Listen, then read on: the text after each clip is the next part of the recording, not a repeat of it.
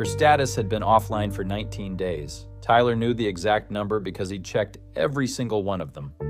Morning, noon, 3 in the morning when he couldn't sleep. He'd open the app, find her profile, and stare at the gray dot next to her name like if he looked long enough it might change. It never did. And then, on day 20, it did. This is part 3. And before you assume you know how it ends, you don't. Subscribe and hit the bell. You've come this far with Tyler and Sable. You're not walking away now. After the train incident, Tyler came home. His shoulder healed. The cut on his forehead faded. His parents started leaving his door open instead of knocking, which he understood was their way of keeping an eye on him without making it feel like surveillance. He went back to school.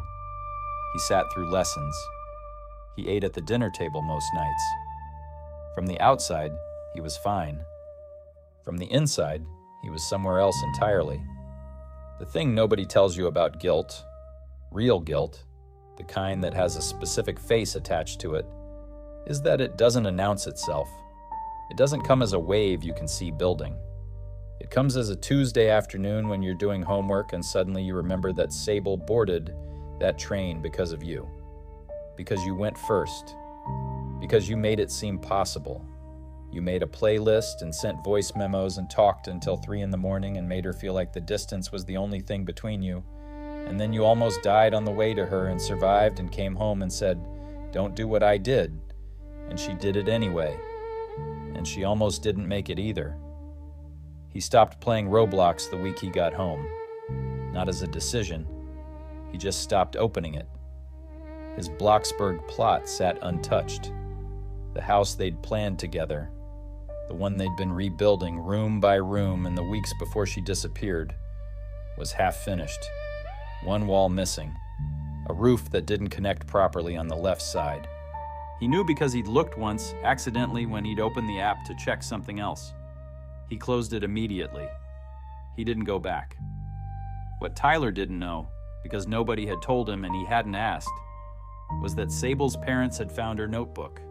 She kept a physical notebook, not a diary exactly, more of a planning document, the kind of meticulous record-keeping that made total sense once you understood how seriously she'd approached the whole thing. Train times, ticket prices, distances, estimated arrival. She'd even written down what she was going to say when she got there. 3 different versions of the opening sentence, each one crossed out and rewritten. Her mother found it 3 days after Sable got home when she was washing her daughter's coat and felt something stiff in the inner pocket. A folded piece of paper. Sable's handwriting. At the top, things to tell Tyler when I see him. She never told Sable she'd found it.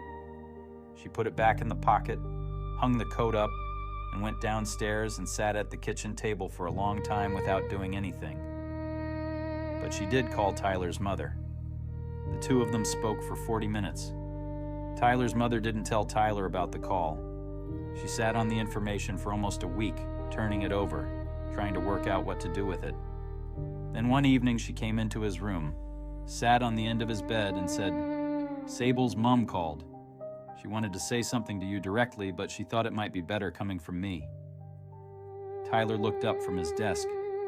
His mother said, "She wanted you to know that none of this was your fault. That Sable made her own choice. That she's been reading her daughter's notebook and she knows exactly how long Sable had been planning this before you even knew she was thinking about it." Tyler didn't say anything. His mother said, "She also said that Sable talks about you every day and that she's doing okay. But that her status has been offline because her parents took her phone." Tyler looked at his hands. "Oh," he said, 19 days. He knew the number not because he'd been obsessing. He told himself anyway that it wasn't obsessing, but because the day Sable got home was the same day his shoulder had fully stopped hurting, and he remembered thinking that was a strange coincidence, the kind his brain had locked onto and refused to release. On day 20, he was at his desk, doing nothing in particular when his phone buzzed. A Discord notification. He looked at it for a moment without picking up the phone. Then he picked it up. "Hey, Mom gave me my phone back. Are you there?" He stared at the message. His hands were completely still in a way that felt deliberate, like his body was making a point. He typed, "I'm here." "Good," she wrote. "I wasn't sure if you'd still be on here." He wrote, "I almost deleted the app about 15 times. I kept not doing it." She wrote, "Same." There was a pause. He could see she was typing, stopping, typing again. Then, "Tyler, I need to tell you something and I need you to actually hear it and not go weird on me." He wrote, "Okay," she wrote. "I don't regret going. I know that sounds insane. I know what happened. I know how bad it was. But the version of me that decided to get on that train, she wasn't wrong about everything. She was wrong about the part where she didn't tell anyone. She was wrong about the storm and the timing and the money and basically every practical decision she made. But she wasn't wrong that this is real, that you're real, that whatever this is, it's not nothing." Tyler read the message 3 times. He wrote, "I've been sitting here for 3 weeks thinking this was my fault." She wrote, "It's not." He wrote, "Your parents must hate me." She wrote, "My mom called your mom." He stopped typing. "I know," he wrote eventually. "She told me." "Then you know," Sable wrote. "Stop doing the guilt thing. It doesn't suit you." He laughed. It came out louder than he expected. He sat in his room at his desk and laughed by himself for the first time in 3 weeks, and it felt strange and uncomfortable, and also like something that had been held underwater finally surfacing. He wrote, "Are you okay?" "Actually," she wrote, "I'm getting there." "You?" He wrote, "Getting there." A month later, both sets of parents got on a video call together. Tyler sat next to his mother. Sable was on the other side of the screen, next to hers.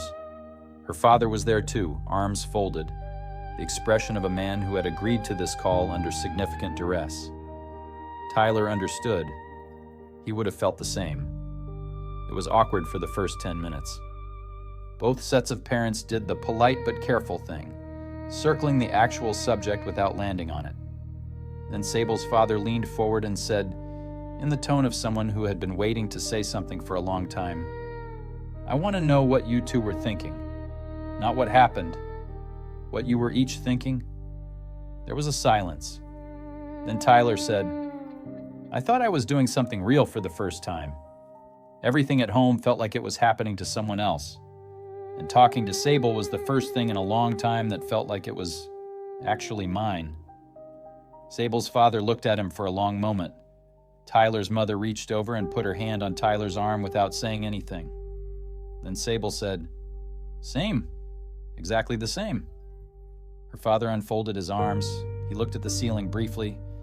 Then he looked back at the screen and said, "Right. Okay. I understand that. I don't like it, but I understand it." He paused. "If you want to talk to each other, actually talk, not sneaking around, then we find a way to make that work. With us knowing. No more notebooks, no more pre-dawn exits. Is that a deal?" Both of them said yes. Tyler's mother made a sound that might have been relief or might have been her trying not to cry. It was difficult to tell. They still play Roblox. Not the same way they used to. Not the 4-hour sessions bleeding into the early morning. Not the frantic checking of online status. Not the breathless urgency of 2 people building something secret in the dark. Now, it's different. Quieter. Sometimes Tyler's mother sits on the sofa behind him with her own book, occasionally asking what they're building. Sometimes Sable's parents come in and out of the room while she's playing and she doesn't minimize the screen. The Bloxburg plot got finished. Tyler went back one evening and fixed the roof. Then he started on the room they'd been planning. Sable came online 20 minutes later and helped him with the windows. Neither of them mentioned that they hadn't been on in weeks. They just kept building. The thing about Roblox is that it gives you every tool you need to construct exactly the world you want. Perfect house, perfect neighborhood, perfect life. And if you make a mistake, you undo it. If a wall goes wrong, you delete it and try again. The game is infinitely forgiving in a way that real life simply isn't. But here's what Tyler and Sable figured out. The hard way, the only way some lessons get learned. The game was never the problem. The secret was the problem. The 4 a.m. exit was the problem. The pencil case full of stolen money was the problem. The notebook with 3 different versions of an opening sentence that nobody else was allowed to read. That was the problem. The connection itself, that was real. It still is. They know that now, and their parents know it too, even if it took a landslide on a mainline railway and a very long video call to get there. So here's what I want to ask you, and think about this before you answer, because it's not a simple one. If you'd been in Tyler's position, would you have done the same thing? Not the bus, not the running away, but the keeping it secret. The building something real with someone and deciding that the people around you just wouldn't understand, so you'd handle it yourself. Be honest, because I think a lot of you know exactly what that feels like. Tell me in the comments, and subscribe, because next week's story starts somewhere you'd never expect.